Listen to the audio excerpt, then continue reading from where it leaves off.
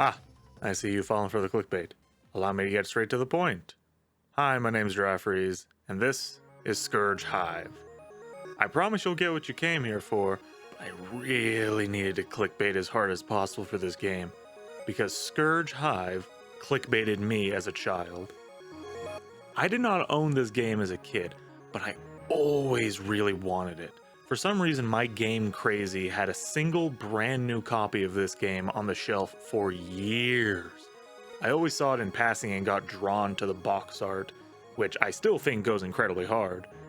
But buying a brand new game was too expensive. That kind of money was reserved for only the best. Games like Resident Evil 4 or Pokemon Diamond. Specifically Diamond. I don't think I ever owned the box for a GBA game. I always bought them used, cartridge only. But this box, ooh, how it's haunted me. So I finally decided I had to see what I missed out on. The game opens with a lore dump and one hell of an ass.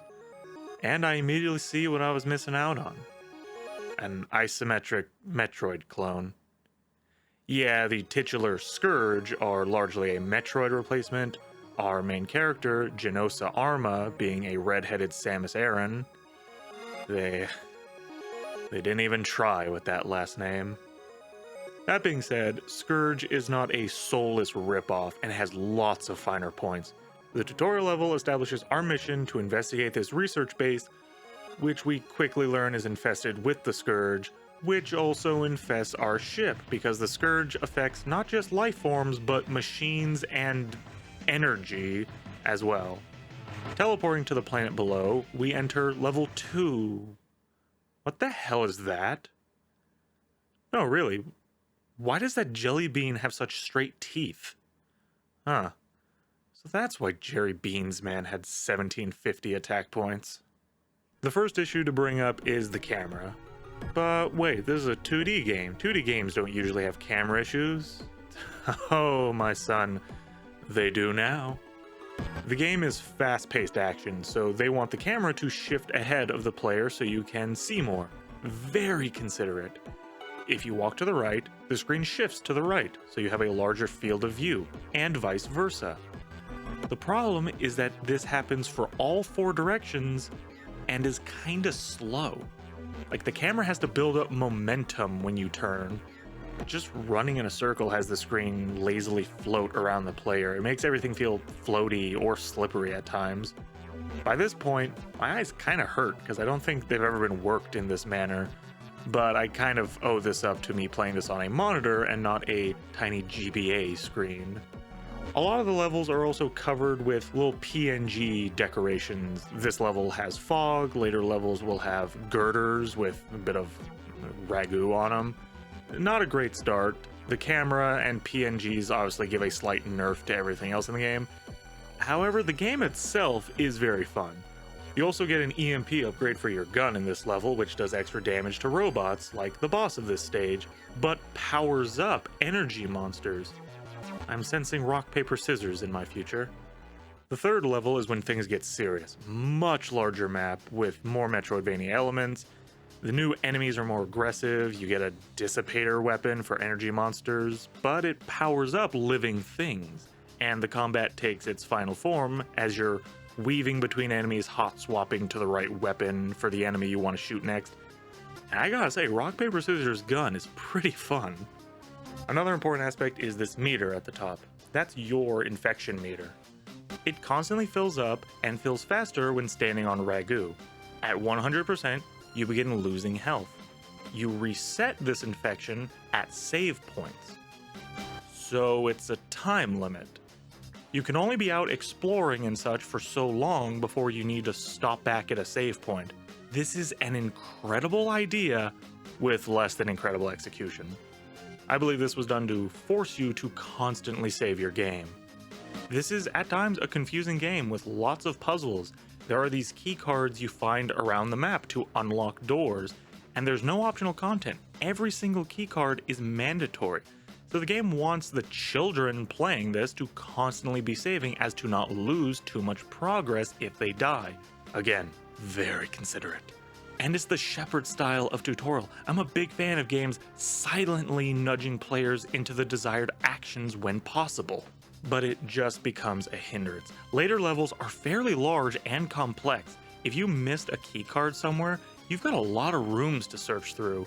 This time limit becomes infuriating the instant you get lost on what to do next, which is often. That being said, the map screen is very helpful and save points are very common and well placed, so I can't be too mad.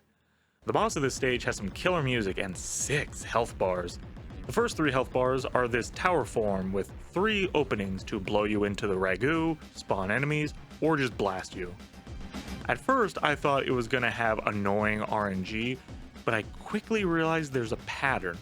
The tower spins, then each opening fires just once in a random order before it spins again. So if it shoots a laser out of one of its mouths, it will not shoot anything out of that mouth until it spins again, making that a safe zone. This is so great. It's not told to you, but it's easily recognized and the fight flows very well once you do. Then the next 3 health bars just require you to shoot and dodge over and over again. Really superb fight.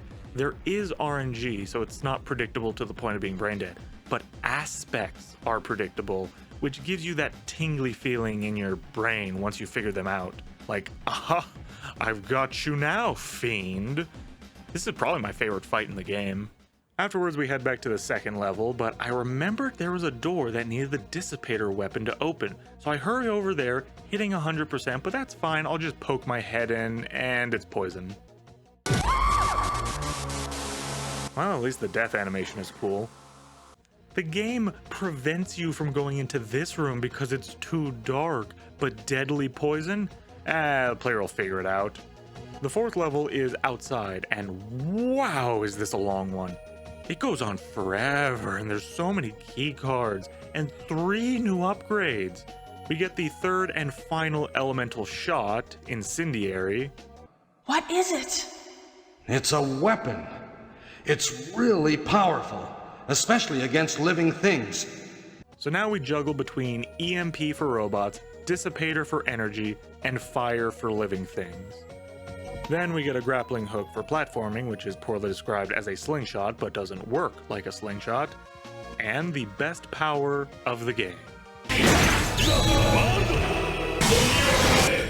This adrenaline power-up slows everything down so much you can just sprint by enemies. It's an amazing tool for a Metroid-inspired game with so much backtracking.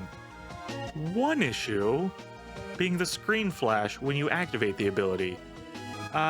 Epilepsy warning. They did not mash test this.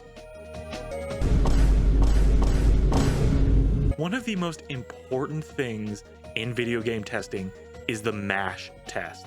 Every button or ability needs to be tested to see how it responds to being mashed. You know when Metal Gear Rising Revengeance first released, you could just mash the parry button and be nigh invincible? It'll usually lead to minor stuff like that, but this is a straight up liability concern.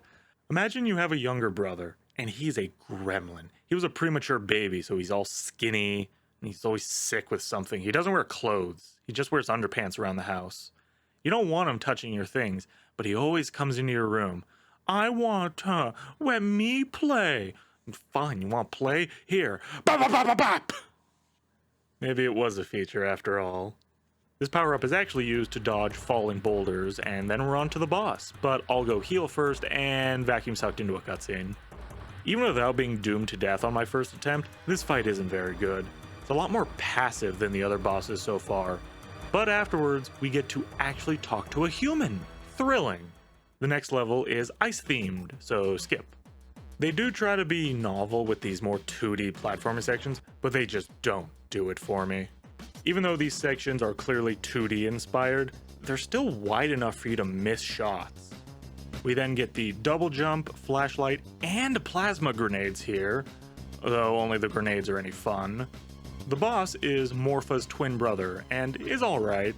You do have to figure out the grenades strip away his shell in the first phase without much indication, but it's a good fight once you do.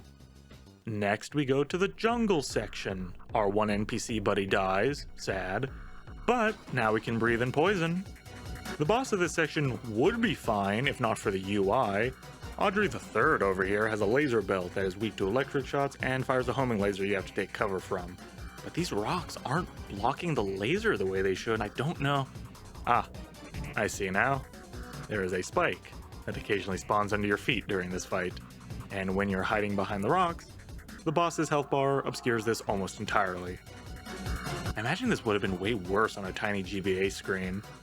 Once you use fire shots on the actual plant, its core pops out, but the damage is weirdly What? It's an energy type? You're telling me this is an energy core wrapped in a plant, wrapped in a machine? Moisturize me, Seymour! Next, we finish off the hub, and we immediately go into the final boss gauntlet. First boss is very good.